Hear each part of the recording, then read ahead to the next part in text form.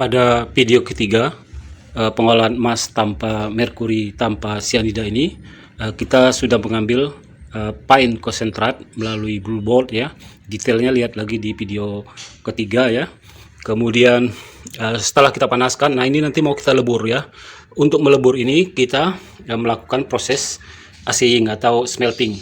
Kita membutuhkan alat-alat smelter ya, sistem smelter. Nah ini dia smelter yang akan kita gunakan ya. Nanti akan saya jelaskan satu persatu ya, apa saja yang kita butuhkan.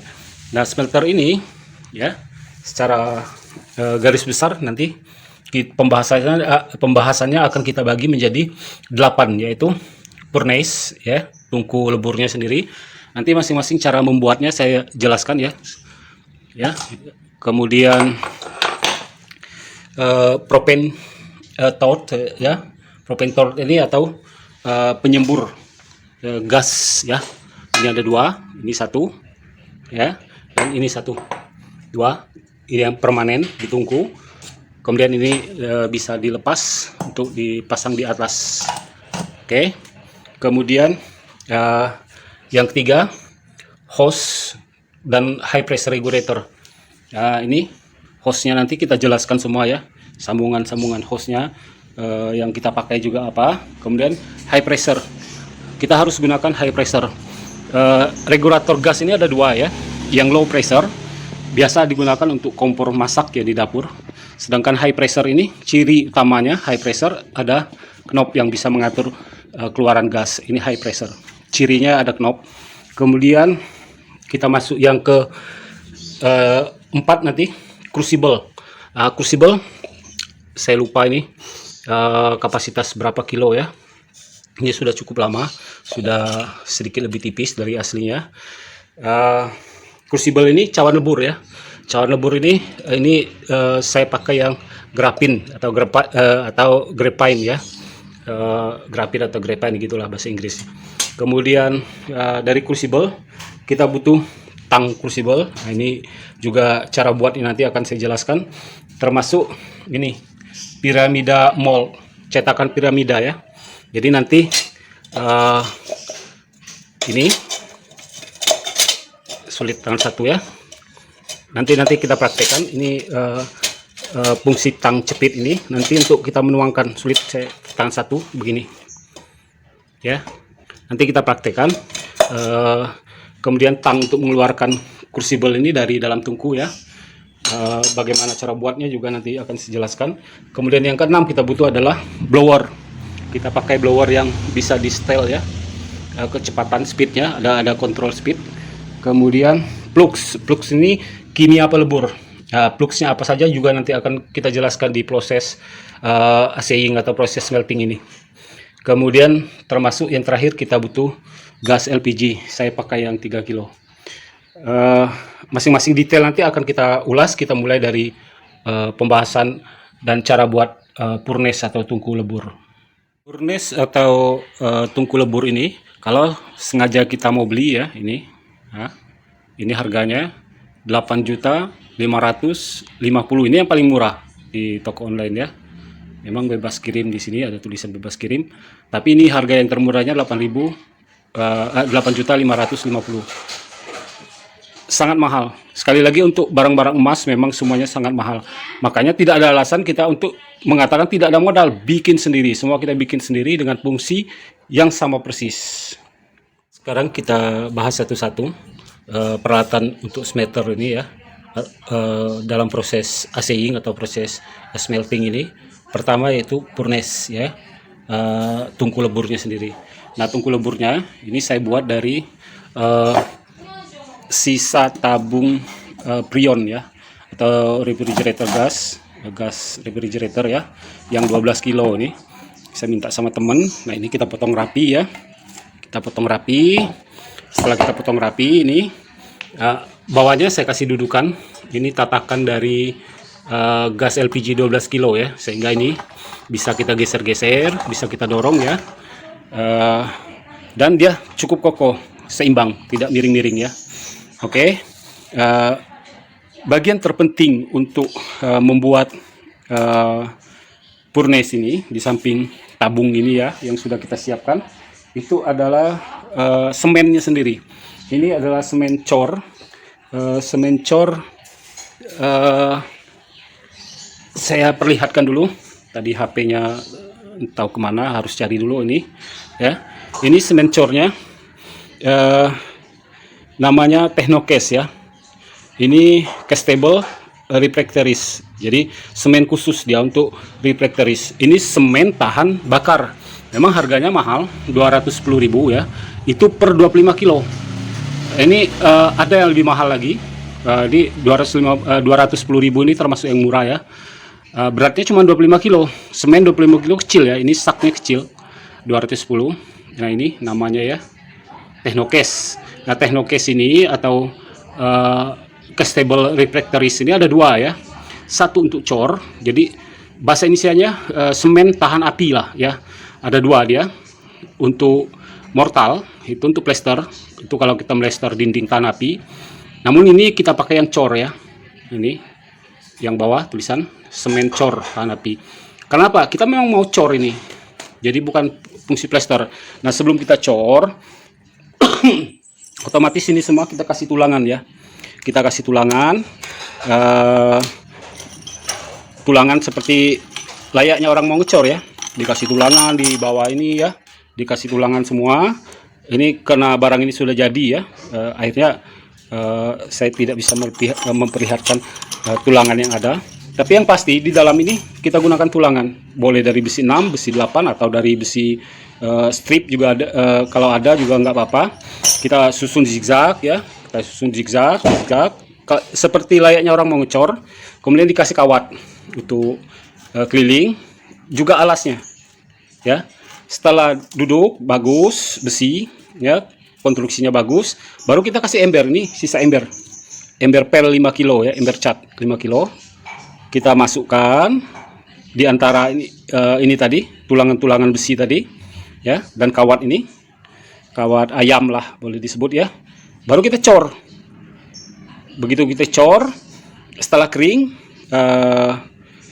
plastik catnya bisa kita potong dengan gerenda, diangkat ini pantat sisa bentuk ininya ya, bentuk ember pel 5 cat 5 kilonya.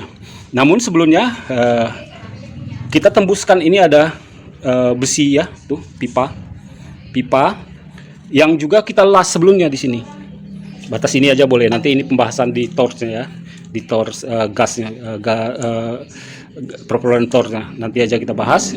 Yang penting siapkan dulu lubang untuk menembus ini, untuk menembus nanti ruang bakar ini.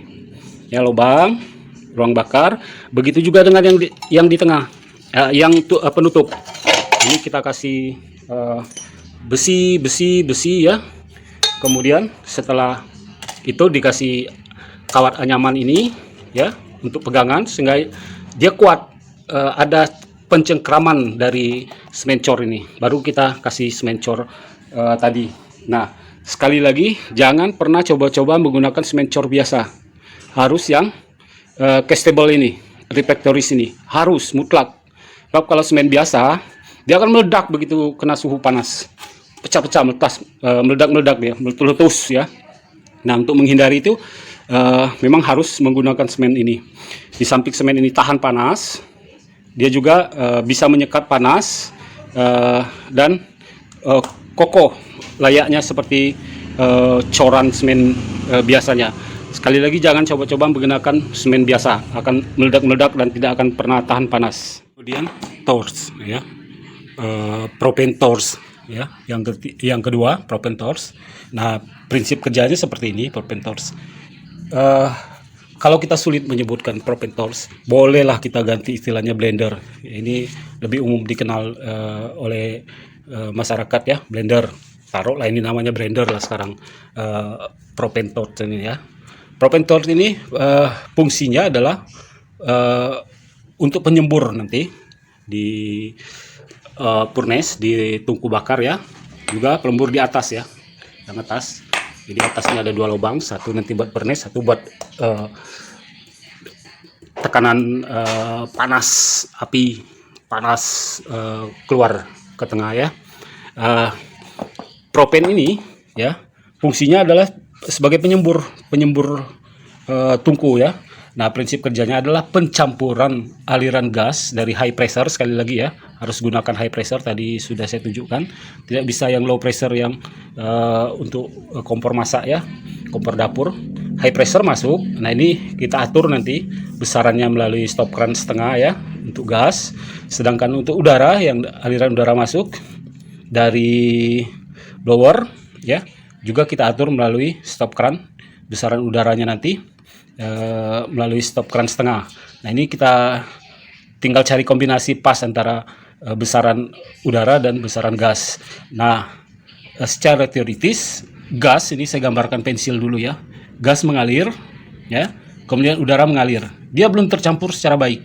Begitu dia di tikungan elbow ini, makanya harus ada ini elbow ini ya. Elbow ini harus ada. Nah, ini ya. Ini udara masuk. Kita atur pakai stop keran setengah ya.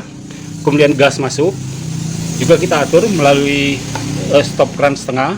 Namun di dalamnya ini saya kasih tahu dulu ya, di dalamnya ini ada lubang lah. Lubangnya ini harus sebesar, kurang lebih sebesar jarum ya, jarum pentul lah. Lebih kecil lagi nggak apa-apa.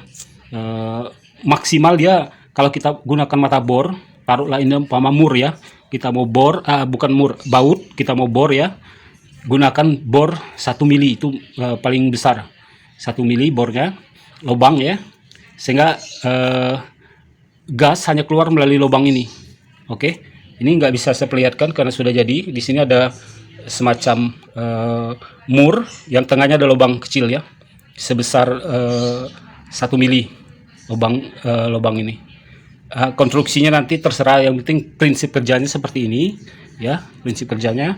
Anda bisa buat lebih rapi lagi, silakan. Ini saya juga menggunakan bahan-bahan sisa yang ada di rumah ya. Ini juga setelah saya las, diperkuat untuk anti bocor, saya kasih plastik steel ya, sehingga gas kira-kira di tengah pipa ini menyembur. Sedangkan dari blower juga menyembur seperti ini. Dia belum tercampur sempurna, makanya kita butuh pencampur nanti di tikungan ini ya, di elbow ini. Nah, elbow inilah yang menyebabkan terjadi pencampuran yang lebih sempurna antara udara dan gas. Nah, ini kalau kita gunakan juga belum sempurna pembakaran, maka harus ada di dalam ini chambernya, chamber ya. Chambernya ini kita gunakan pipa yang lebih besar. Kalau saya belah, masukin, ditekuk, dilas. Nanti silakan mau pakai ring, silakan. Lebih bagus buat juga, nggak mesti harus seperti ini, tapi lebih bagus malah nggak apa-apa. Prinsip kerjanya yang penting. Setelah chamber, ini chambernya lebih besar ya. Di dalam chamber, kita anggaplah ini chambernya. Di dalam chamber ada, saya lupa apa namanya ini ya. Namanya saya lupa. Penyemburnya ya, nozzle-nya, nozzle gas itu nanti di tengah. Lubang ini kurang besar ya, harus besar lagi. Dan ini kalau kita gambarkan seperti ini, nozzle-nya ini nanti, yang ini untuk keluar main torch-nya ya, semburan utamanya. Pinggir ini semburan samping untuk selalu menjaga api selalu menyala ya. Ada ini lubang ini yang di pinggir itu 3 sampai 5. Jadi paling sedikit 3, paling banyak 5. Ini saya kebanyakan lubangnya. Jadi terlalu banyak di samping, apinya tidak fokus di tengah.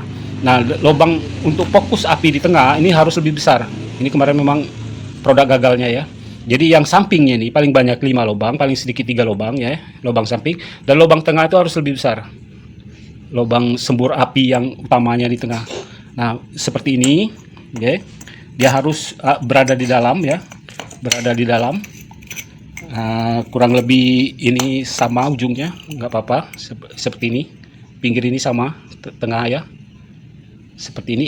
Itu di dalam dilas dulu seperti ini. Kita bebas. Setelah kita ini jadi sempurna ya, bagus, baru kita sambung di body. Sekarang penampakannya seperti ini kira-kira ya. Kita senter seperti itu. Oke, seperti itu ya. Yang tengah dan lubang nggak terlihat ya, lubang, itu lubang pinggir saya bikin 3. Ini senternya nggak kelihatan senternya, lubangnya 3, 1, 2 yang kelihatan, dan lubang tengah ini yang utama, lubang utamanya ya, penyembur utamanya. Mundur sedikit dari ini nggak apa-apa, ini sama datar juga nggak apa-apa, saya bikin mundur sedikit lebih terjaga apinya nanti, seperti itu ya. Jadi chamber, di dalam chamber ini kita konstruksinya seperti ini ya, konstruksinya seperti ini, dilas ya.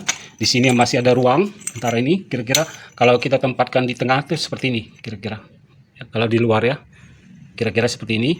Di belakang ini namanya chamber ya, ini penyemburnya ya, penyembur gas yang sudah tercampur secara baik karena efek eddy flow di sini. Karena efek eddy flow, gas dan udara tercampur dengan baik, baru disembur melalui lubang ini ya.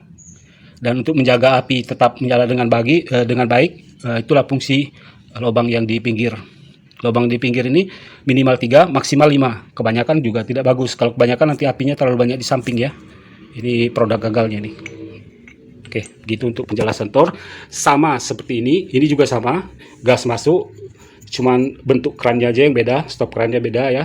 Ini bentuknya model knob ya, bulat, masuk. Di sini tetap ada mur yang lubang kecil di tengahnya, 1 mili.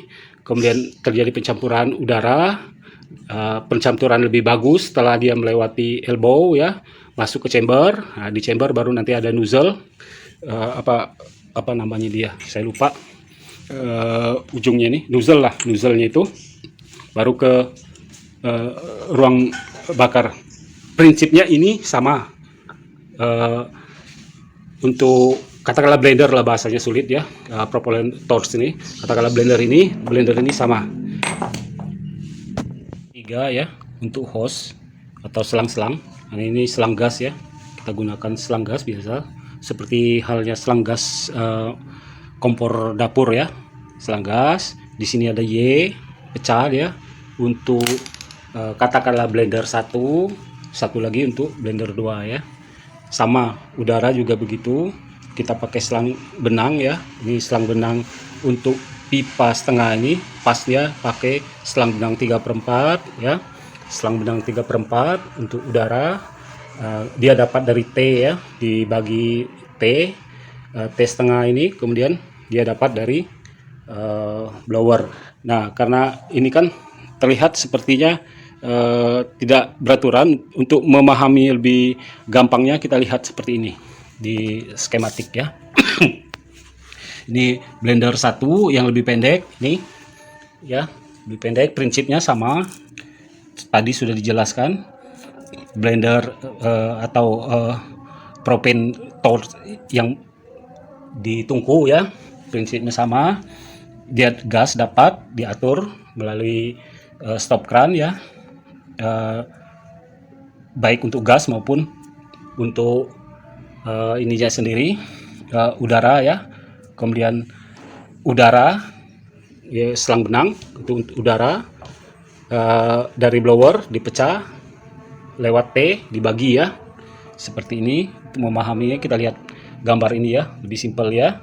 Jadi blower T setengah ini dipecah, masuk udara propane torch 1, masuk udara propane torch 2 atau blender 2, blender 1 sama high pressure regulator Y ya, di cabang 3 Y. Setelah Y, gas masuk, gas diinsert di sini, diinsert itu disuntik ya, seperti ini, disuntik seperti ini. Tadi juga sudah dijelaskan. Demikian untuk hose dan high pressure ya. Sekali lagi harus menggunakan high pressure, tidak bisa yang low pressure untuk masak di dapur ya. 4, crucible ya atau cawan lembur. Nah, ini tentu banyak sekali ukuran ya. Kita gunakan lebih kecil sesuai dengan banyaknya material yang mau kita lebur juga tidak apa-apa.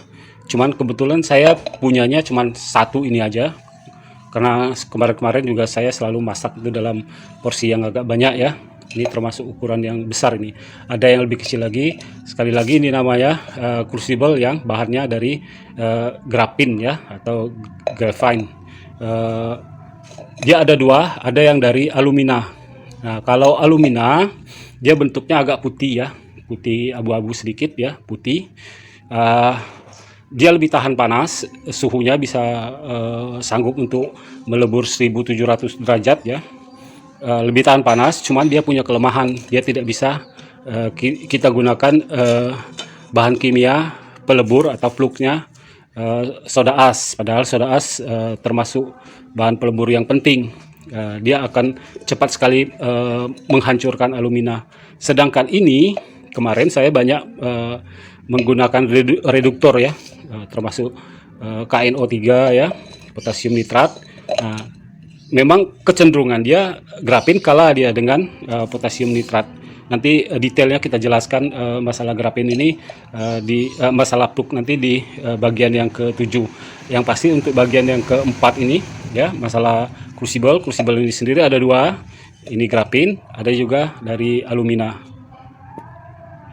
5 adalah tang crucible dan piramid mold ini ya, piramid mold.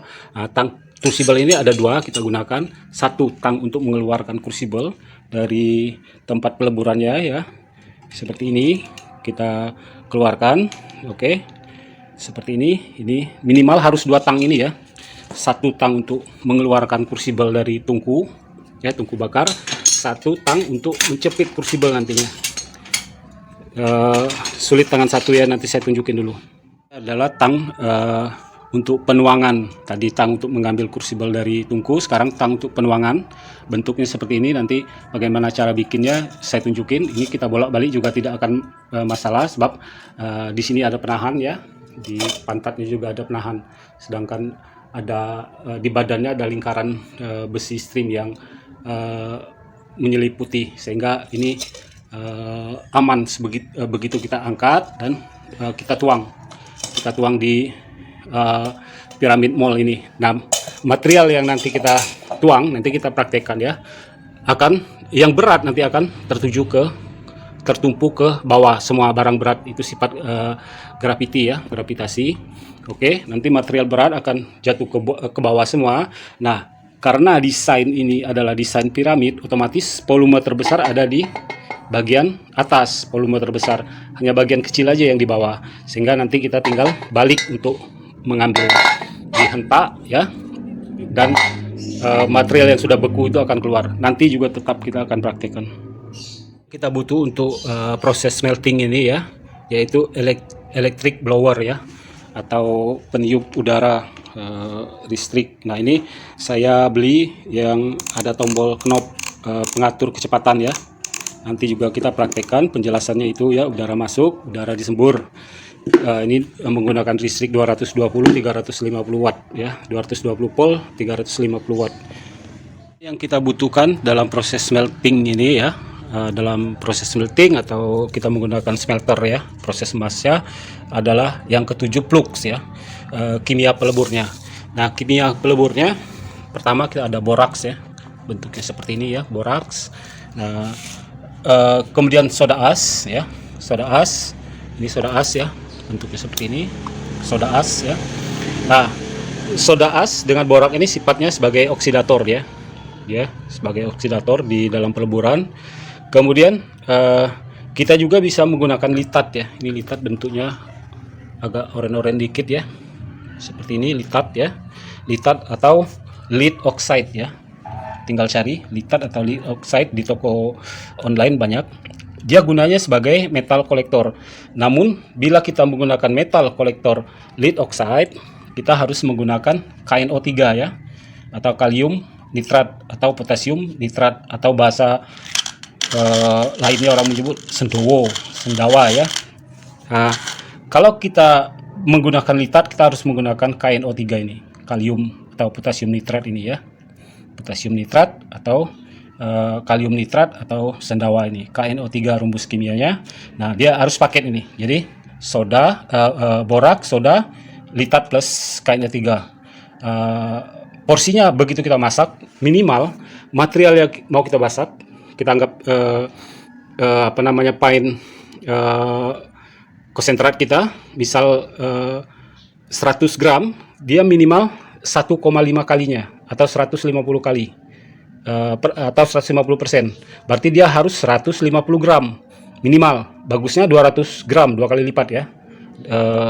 Flux berbanding material. Jadi kalau material yang mau kita lebur pine konsentrat kita itu 100 gram, dia minimal 150. Campuran antara borak, soda, dan kalau kita gunakan litat dan KNO3.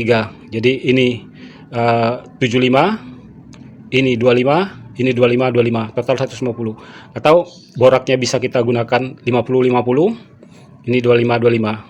Dari contoh 100 gram ya, 100 gram bahan yang mau kita masak, ini 50 gram, 25 gram, 25 gram. Atau kalau kita mau langka, kita tidak taruhlah, ini memang agak mahal ya litat ini, agak mahal litat atau lead oxide ini. Kita bisa mengganti, sehingga kita juga nggak perlu KNO3 nantinya. Sebab dia KNO3 ini untuk reduktor litat ya. Kita nggak perlu nantinya ini. Kita langsung, ini nggak usah, langsung ketiga. Ya. 1 borak, 2 soda as, 3 metal kolektornya kita pakai PB. PB ini timah hitam. Bisa gunakan pancing, bisa mata pancing ya maksudnya, bisa menggunakan mimis. Nah, ini saya sisa mimis ya. Ini mimis yang saya tembak-tembakkan ke papan ya untuk latihan atau menyetel grouping ya. Ini mimis ini sebagian mimis utuh yang cacat ya. Nah, seperti ini. Nah, seperti ini mimis utuh yang cacat, nggak bagus ya bentuknya.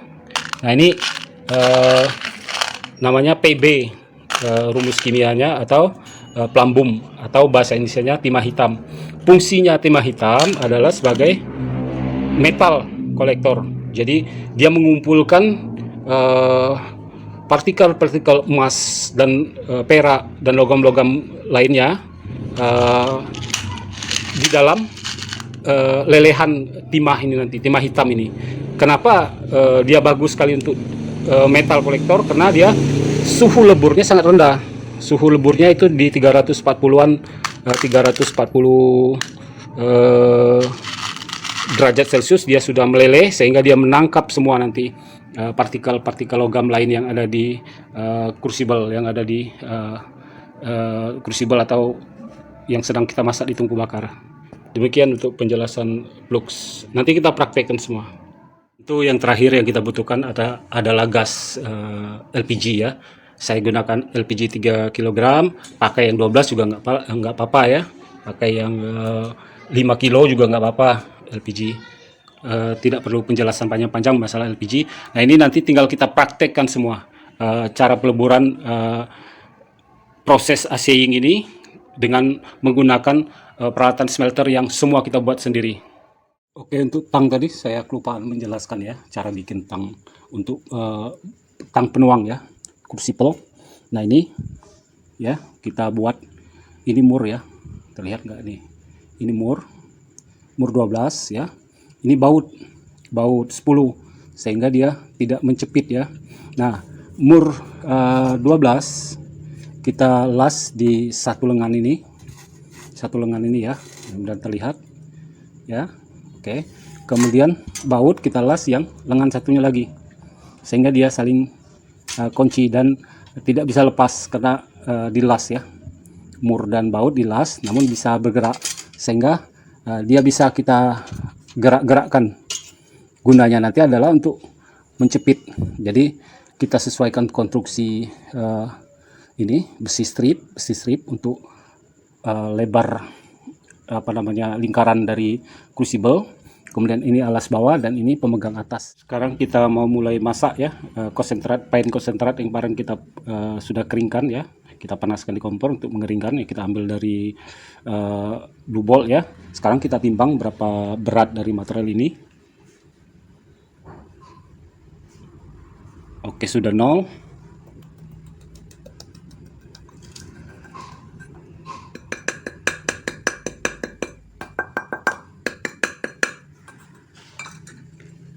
Ternyata oke, saya perlihatkan dulu. Ternyata sangat pas ya, 25 gram. Nanti kita hitung flux yang akan saya gunakan. Pertama itu soda as ya, kemudian boraks, dan metal kolektornya PB ya. Tadi juga sudah dijelaskan. Tadi sudah kita timbang ya, tapi ini timbangannya udah mati, 25 gram ya. Pine konsentrat kita yang kemarin kita peroleh dari Blue Ball itu 25 gram. Nah, flux yang kita gunakan itu 1,5 sampai 2 kali dari berat pine konsentrat kita. Kalau pine konsentrat kita tadi kita timbang 25 gram ya, berarti kita kena sedikit ini. Materialnya sedikit sekali. Saya biasa masak itu di atas 300 gram, kadang setengah kilo lebih ya. Pine konsentrat ini sedikit sekali, hanya 25, makanya saya 2 kali lipat aja. Fluxnya 2 kali lipat, berarti flux yang kita pakai adalah 50 gram. Dimana 50 gram ini fluxnya saya akan pakai 2 flux saja, yaitu soda as ya. Ini soda as sama boraks ya. Nah ini dimana boraks nanti saya pakai 30 gram dan soda as saya pakai 30 gram dan 20 gramnya boraks. Jadi total flux 50. Sedangkan PB ya, ini PB ini adalah timah hitam ya. Tadi sudah jelaskan, ini sulit saya buka dengan satu. Timah hitam sebagai metal kolektor, nanti saya akan pakai PB ini sebanyak 10 gram. Oke, sekarang material pine konsentrat ini kita masukkan dulu ya ke tungku. Ini terlalu kecil berbanding tungkunya ya. Baru saya masukkan boraks 20 gram dan soda as 30 gram serta 10 gram PB atau timah hitam sebagai metal kolektor.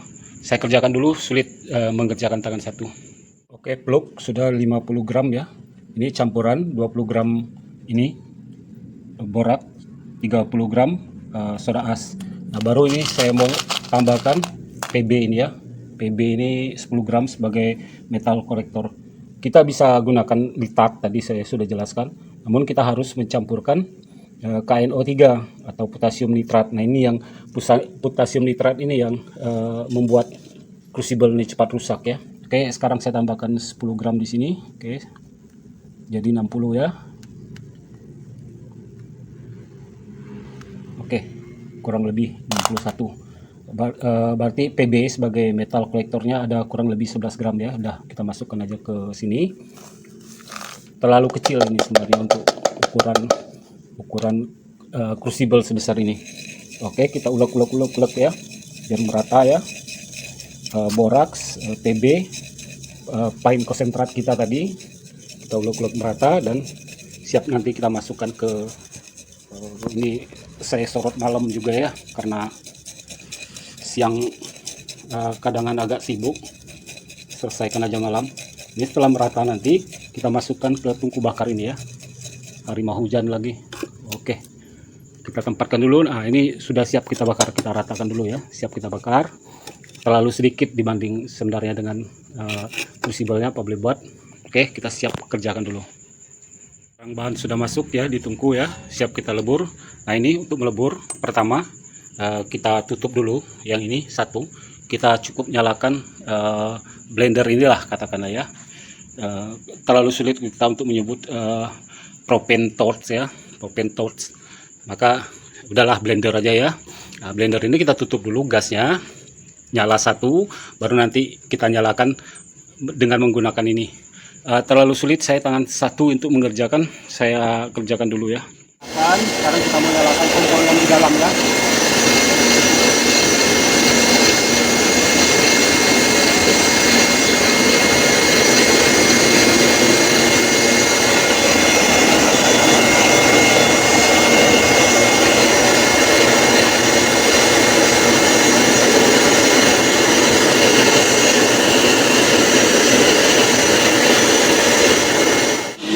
Sekarang kita lagi proses peleburan ya.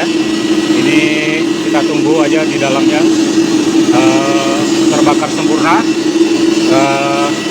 Inilah proses peleburan, dimana nanti hasilnya akan kita cetak di tiran terbalik ini. Tidak terlihat ya. Oke, belum terlihat.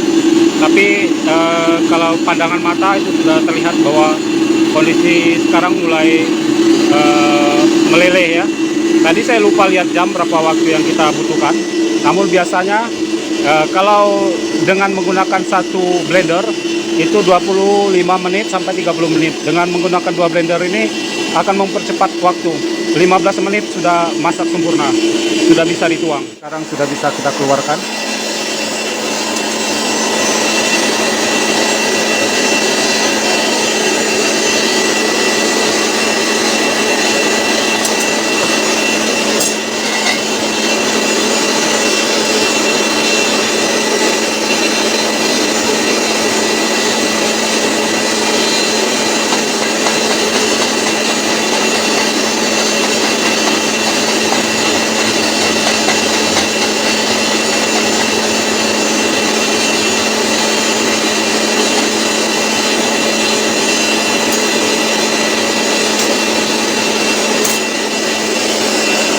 Tadi setelah kita masak ya, ini tungkunya masih membara, kita biarkan beberapa saat. Memang sangat terlalu sedikit ya kita masak sekali ini. Ini bekas saya biasa masak ya, ini terlihat materialnya biasanya segitu, setengah kiloan. Ini dengan flux juga paling kita masak tadi 75 gram dengan flux juga. Materialnya sendiri hanya 25 gram apa boleh buat. Namun beginilah cara assaying ya, dari tungku peleburan kita tuang ke piramid mold ya. Nanti setelah kering tinggal kita telungkupkan, kita hentak, dan kita dapatkan base metalnya. Nanti kita lanjutkan. Sekarang sudah dingin ya. Nah, kalau materialnya banyak, saya biasa masak segini ya, itu sebelum kita balikin, hentakan, kita martil masing-masing sisinya ya. Nah, ini nampaknya tidak perlu ya, hangat. Oke, kita balik ya. Nih. Nah, yang atas itu adalah base metalnya. Jadi PB tadi menangkap semua material yang ada di sluice ya, ditangkap semua partikel kecilnya, nanti tertangkap dan dia terperangkap di ujung kon ini, apa namanya, piramid, cetakan piramid mold. Kita palu dulu ya.